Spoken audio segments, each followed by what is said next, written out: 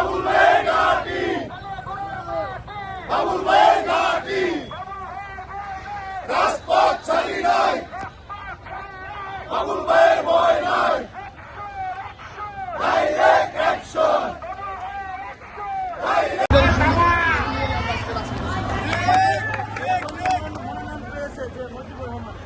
আপনি কি চান, কি বলতে চান?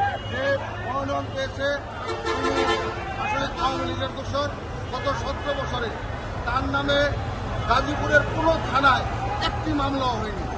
আমরা যখন রাজপথে থেকেছি তিনি তখন তার আওয়ামী লীগের শেল্টারে গাজীপুরের মন্ত্রী এমপি জনাব আতম মুজাফরের শেল্টারে সে বহাল তবিয়তে রয়েছে। তাকে আওয়ামী লীগ শেল্টার দিয়েছে, আওয়ামী লীগ শেল্টার দিয়ে তাকে মেয়র বানিয়ে রেখেছিল। গত 17 বছরে যেখানে বিএনপি কোনো জায়গায় কোনো মেম্বার পর্যন্ত নির্বাচিত হতে দেয় না আওয়ামী লীগ, সেই জায়গায় তাকে আওয়ামী লীগ শেল্টার দিয়ে 3বার মেয়র বানিয়ে রেখেছিল। এটাই বোঝা যায় তার সাথে আওয়ামী লীগের কতটা সক্ষতা রয়েছে। আচ্ছা, সেদিন যে ঘটনা কালিয়াপুরে এই সফিপুরে যে মোটরসাইকেল পড়ে, এই বিষয়ে আপনি কিছু জানেন? আমরা যদি দূর জেনেছি, আমরা ভাষণ থেকে যতদূর জেনেছি যে মেয়র মুজিবরের কিছু লোক অতর্কিতভাবে কাজী সাইদুল আলম বা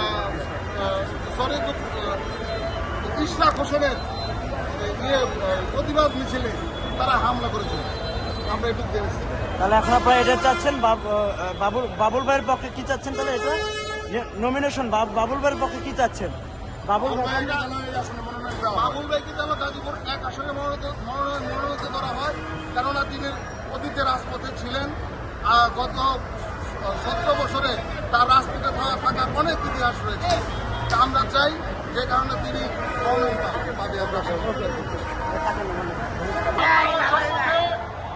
সংক্ষিপ্ত আকারে শুভেচ্ছা বক্তব্য রাখবেন এবং আজকের এই বিক্ষোভ সমাবেশের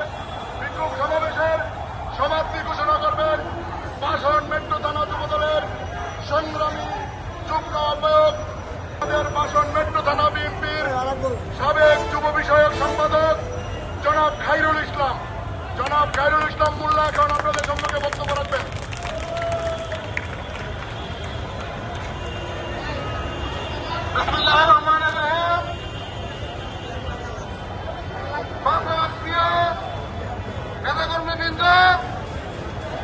আপনারা জানেন কিছুক্ষণ পূর্বে বর্তমান সরকার কর্তৃক আগামী 12ই ফেব্রুয়ারি নির্বাচনের তফসিল ঘোষণা করা হয়েছে।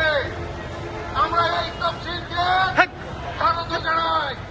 পাশাপাশি এই নির্বাচনকে কেন্দ্র করে কোন আওয়ামী লীগ সন্ত্রাসী যদি নৈরাজ্য সৃষ্টি করার চেষ্টা করে